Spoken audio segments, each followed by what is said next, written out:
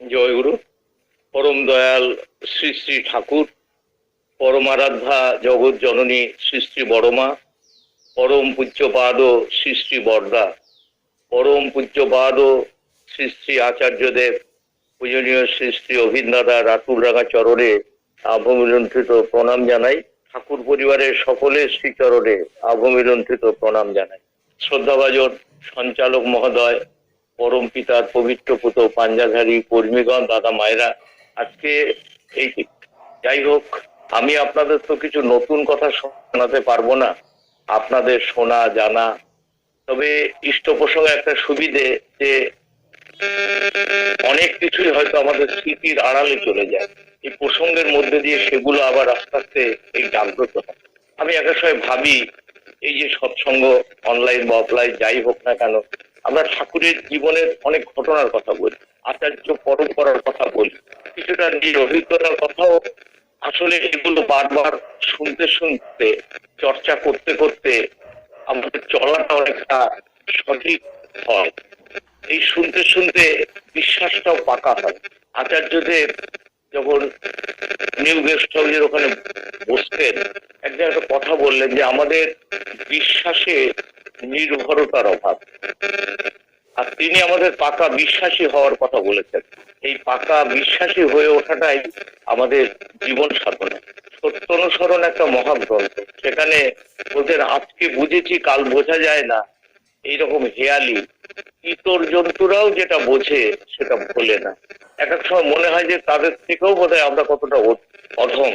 ঠাকুরের জীবনের ঘটে যাওয়া ঘটনা আমরা কাহিনী গল্প হিসাবে অনেক সময় গ্রহণ করি। মনে পড়ে যায় যে শ্রী শ্রী ঠাকুর বসে আছেন, তার তক্তপোষের নিচে একটা কুকুর শুয়ে আছে। একজনের প্রণাম করতে এসে সেটাকে খোঁচা দিয়ে বের করার চেষ্টা করছে। ঠাকুর বলছে ওকে তাড়াচ্ছিস কেন? বসে আছে, যদি কাউকে কামড়ায় ক্ষতি করে।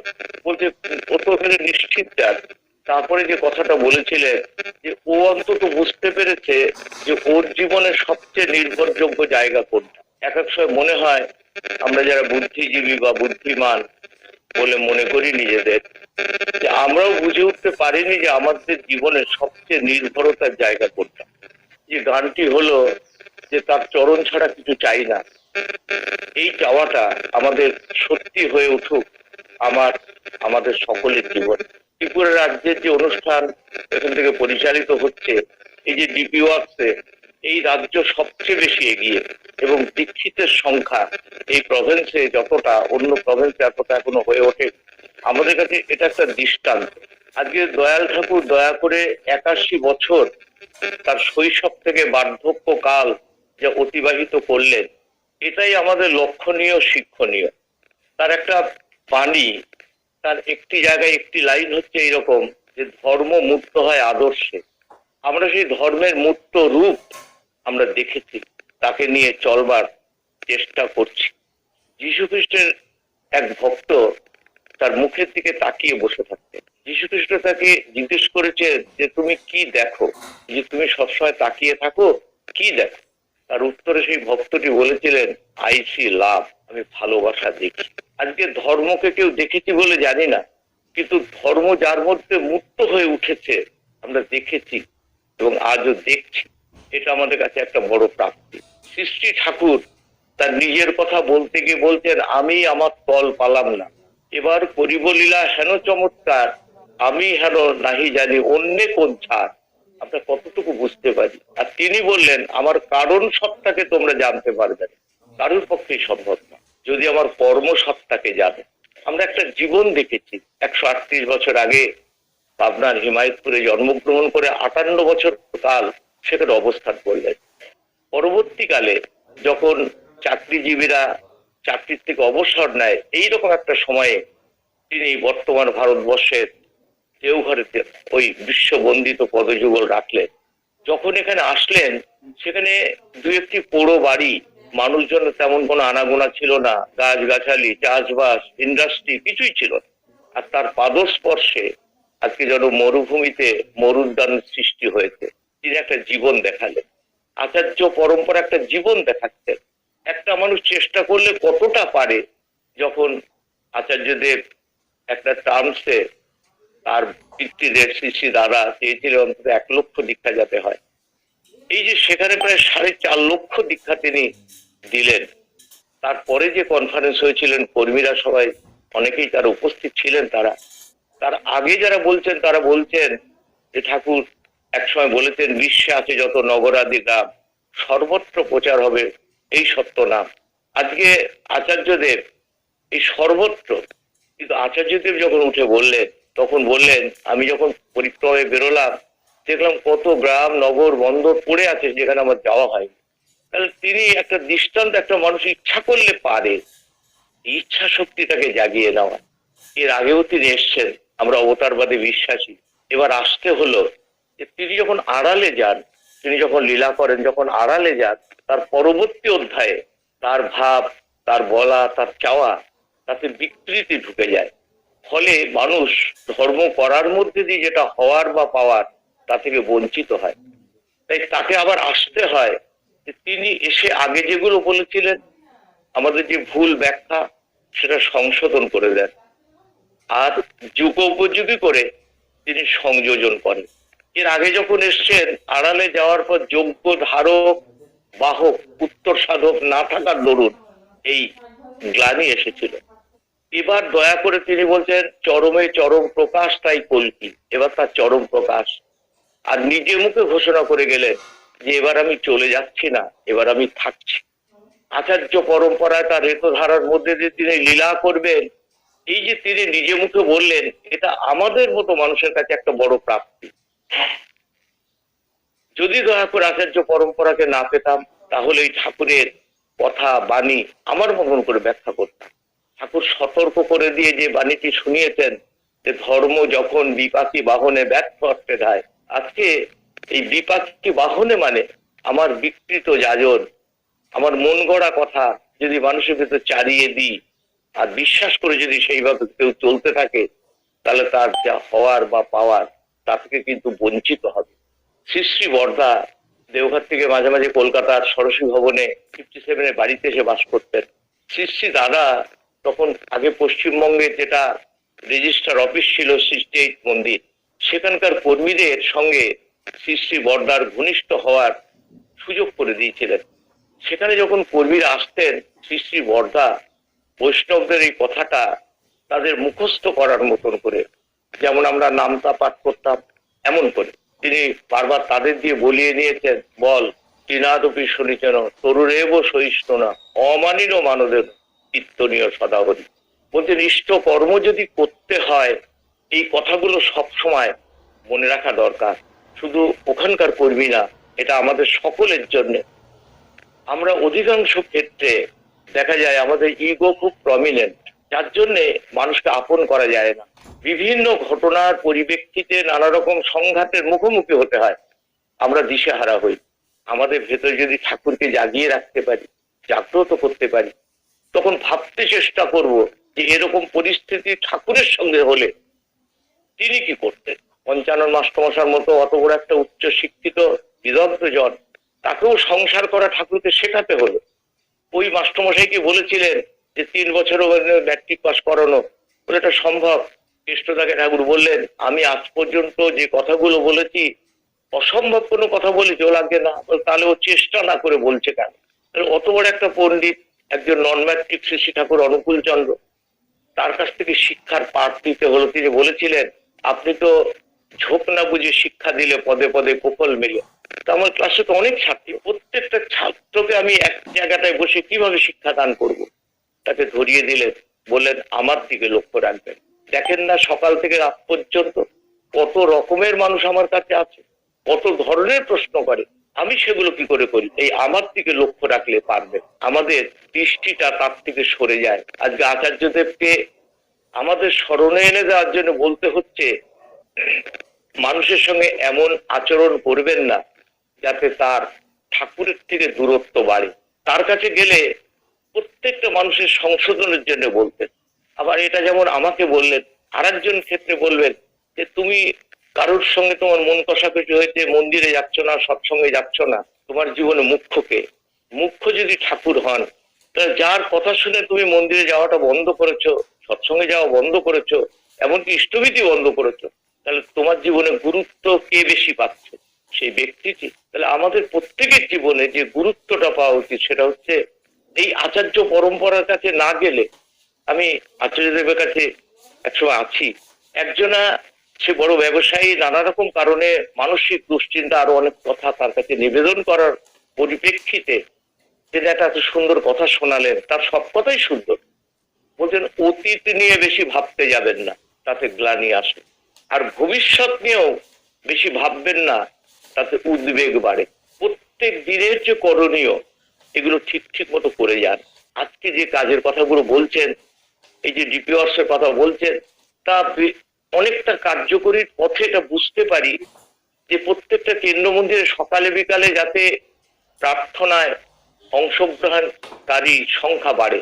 আমি লক্ষ্য করে দেখেছি আমাদের এইসব অঞ্চলে যে সমস্ত মন্দিরগুলোতে সকালবেলা হয়তো মন্দিরে পুরোহিত বা দু চারজন হয়তো প্রার্থনা করতে, এখন প্রত্যেকটা মন্দিরে এই শীতের ভোরেও দেখেছি অনেক মানুষ আসছেন, সন্ধ্যাবেলা অনেক মানুষ আসছেন, আর উৎসবগুলোতে উপচে পড়া ভিড়। তিনি চান এই আমাদের সমবেত উপস্থিতি, আমাদের মার্জিত পোশাক, আমাদের এই চার্মিং বিহেভিয়ার, এগুলো যদি ঠিক থাকে, মানুষ একটা সময়ে এটা দেখেই তারা ভাববে এরা ঠাকুরের কাছে গিয়ে কি পায়, তারা খুঁজতে খুঁজতে আসবে।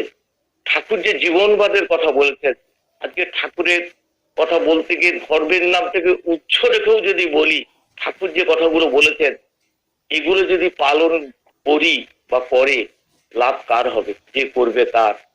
আজকে প্রত্যেকটা মানুষ যাতে প্রকৃত মানুষ হতে পারে, এই মানুষের অভাব দেখা দিয়েছে। এই ভালো মানুষ তৈরি করার কথা ঠাকুর বলছেন।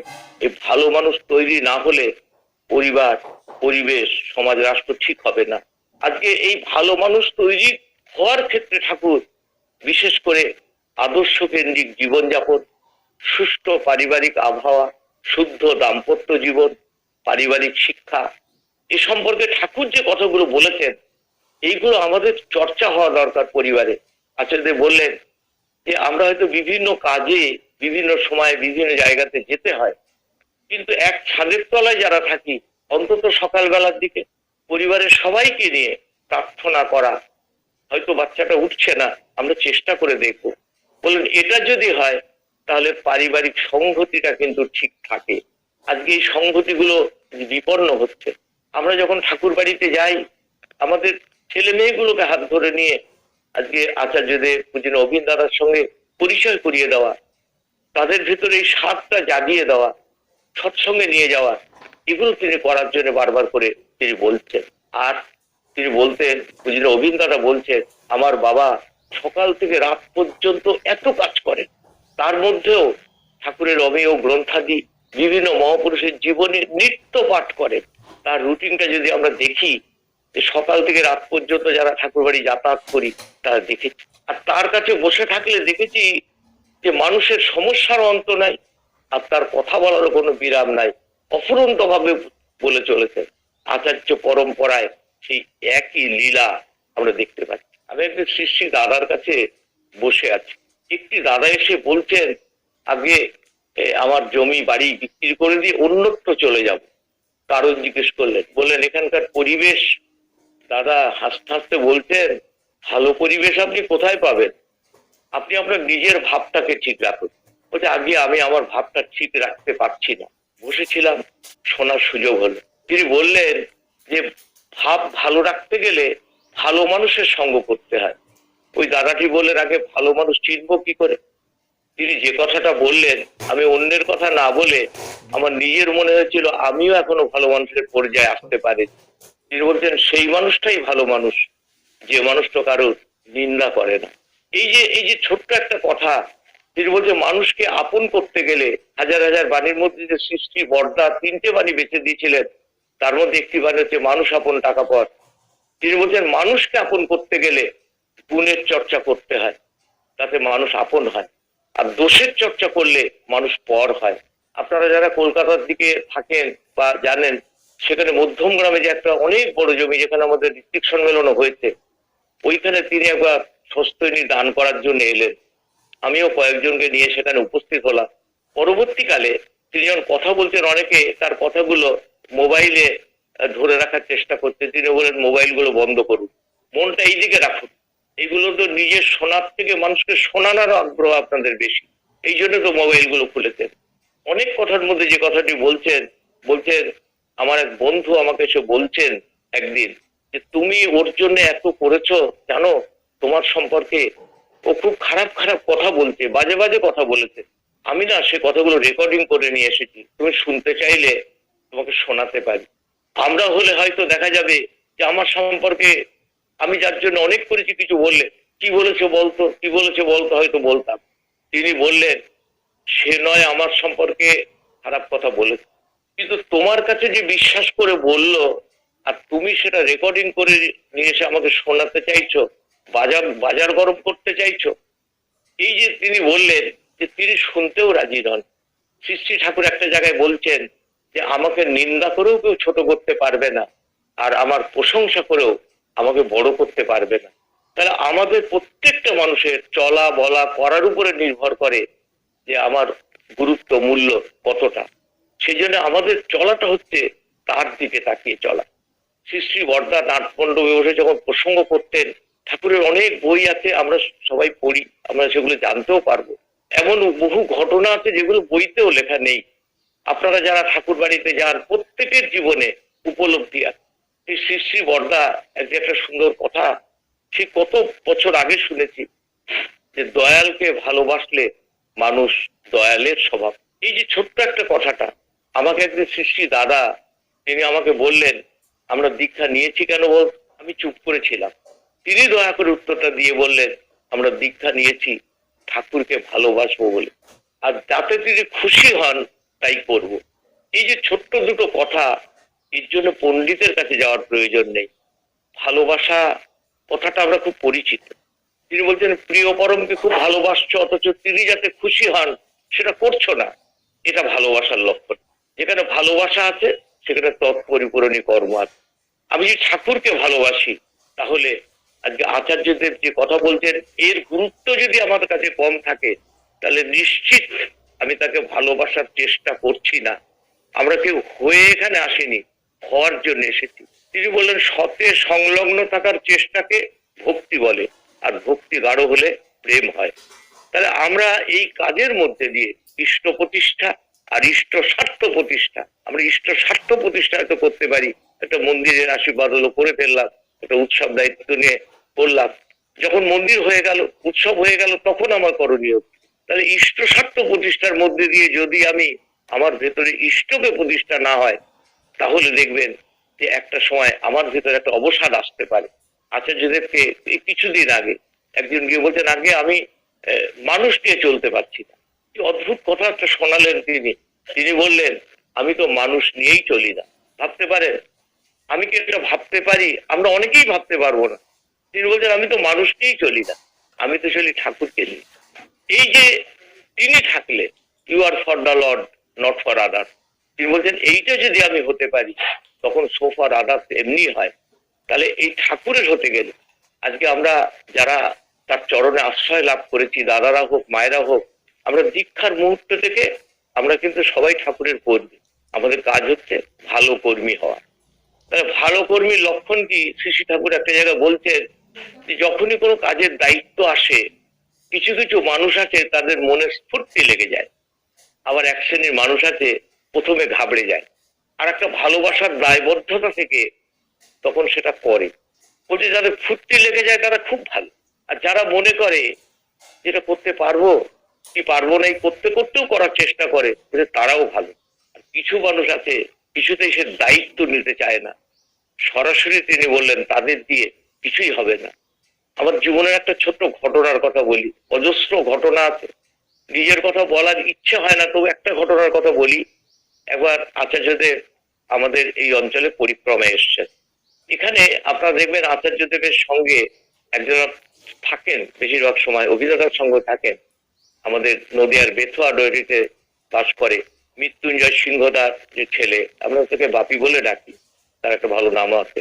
তো ওইখানে যখন এসছেন আচার্যদেব চাইছেন মন্দিরের কাজটা তাড়াতাড়ি হোক, তিনি নিজে থেকে অনেককে ডেকে ডেকে দায়িত্ব দিচ্ছেন। আমি 8-9 দিন তখন এই আচার্যদেবের সঙ্গে এই যখন পরিক্রমের সঙ্গে সঙ্গে ছিলাম, তা আমি ওখানে কৃষ্ণনগর স্বস্তি শিবিরের যে ভলেন্টিয়ার গুলো ছিল তারা তদারকি করছে, আমি আর সামনে ছিলাম না। তা আমার নাম ধরে বলতেন দিলীপ দা কোথায়? আমরা আগে একটু পেছনে কারো সামনে আসেন, বলছেন বাবা চাইছেন মন্দিরটা তাড়াতাড়ি হোক, আপনি একটা কাজ একটু দায়িত্ব নিয়ে করুন। আমরা আগে বলছে বাবার ঘরের যে কাজটা, ভেতরের কাজটা, এটা আপনি করে দেন। আমরা আগে তারপরে বললেন কনকদা ওখানকার ইঞ্জিনিয়ার, তাকে বললেন আচ্ছা এটা কত টাকা লাগতে পারে? তখন ওর ভেতরে যেটুকু কাজ আছে, তখনকার দিনের কথা বলছি, 1,20,25,000 টাকা লাগতে পারে। তা আমাকে যখন বললাম রাখ, সেখান থেকে শুনলাম, শুনে চলে এলাম। তার 3 দিন পর আমার দেওঘরে যাওয়ার কথা কনফারেন্সে। তা আমি ভাবছি যে এতগুলো টাকা জোগাড় করতে হবে, তো কনফারেন্স থেকে ঘুরে আসি তারপরে করবো। রাত্রিবেলায় ফিরে এসে শুয়ে আবার সেদিকে ঘুম হচ্ছে না, যে এই যে মাঝখানে 3টা দিন, এই 3টে দিন আমি কি করব? সৎসঙ্গ করব, যাজন করব, শিক্ষার কাজে যুক্ত হব, ঘুম হচ্ছে না। সকালবেলা উঠে 2-3টে সেট কাপড় জামা নিয়ে আমি বেরিয়ে পড়লাম। ঠিক যেদিন দেওঘরে যাবো আগের দিন রাত পর্যন্ত 1,27,000 টাকা আমার জোগাড় হলো। তার মধ্যে ছোট বড় নোট সব রকম আছে, বড় করার সময় পাইনি।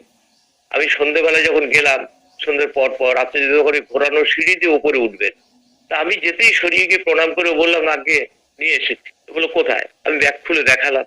বলে এতগুলো টাকা আপনি হাতে করে নিয়ে আসলেন? আমার আগে উপায় ছিল না। শান্তিদাকে ডেকে বললেন একটা সেফ কাস্টাডিতে রেখে দেন, তাদের নাম ঠিকানা লেখা আছে, তো আমার লাগবে, বলে অফিসে জমা করে দেবেন। আমি কাহিনীটা বলবার জন্য বলছি না, বলছি যে কারণে পরে আমাকে আচার্যদেবের বন্ধু ঝন্টুদা আমার হাতটা ধরে নিয়ে বললেন যে দেখুন দিলীপ দা, আমরা সহপাঠী, একসঙ্গে পড়াশোনা করেছি। যখন পরিক্রমা থেকে বেথুয়া থেকে দেওঘরমুখী যাত্রা করলাম, আমাকে জিজ্ঞেস করছেন পরিক্রমাটা তোমার কেমন লাগলো? বলে খুব ভালো। তুমি যদি এরকম মাঝে মাঝে ঘোরো তাহলে মানুষের ভেতরে একটা অসম্ভব সাড়া জাগবে। তারপরে বললেন শোন, আমি দিলীপ দাকে বললাম না টাকাটা জোগাড় করার কথা, দেখবি দিলীপ দা আসার সময় টাকাটা নিয়ে আসবে। আমি আত্মপ্রচারের জন্য বলছি না, এই যে ধরুন ঘটনাটা, যে আমি মনে করি কাজটা আমি করছি, আসলে কাজটা করেন তিনি। আমি যদি রাজি থাকি, জামালদাতে এত বড় মন্দির হয়েছিল, একটা বাণীকে খুব গুরুত্ব দিত ওরা। বাণীটি হচ্ছে এইরকম যে আমার কাজ করতে যদি কেউ রাজি থাকে, সে যদি চামচিকের মতো চিমসে মানুষ হয়, যন্ত্রস্বরূপ ব্যবহার করে তাকে দিয়ে আমি অসাধ্য সাধন করাই। আমাদের শুধু রাজি থাকার সময় হয়ে গেছে। ওই আমার একটু অগোছালো কথা যেটুকু মনে উদয় হলো বলে গেলাম। সবাই ভালো থাকবে। জয়গুরু।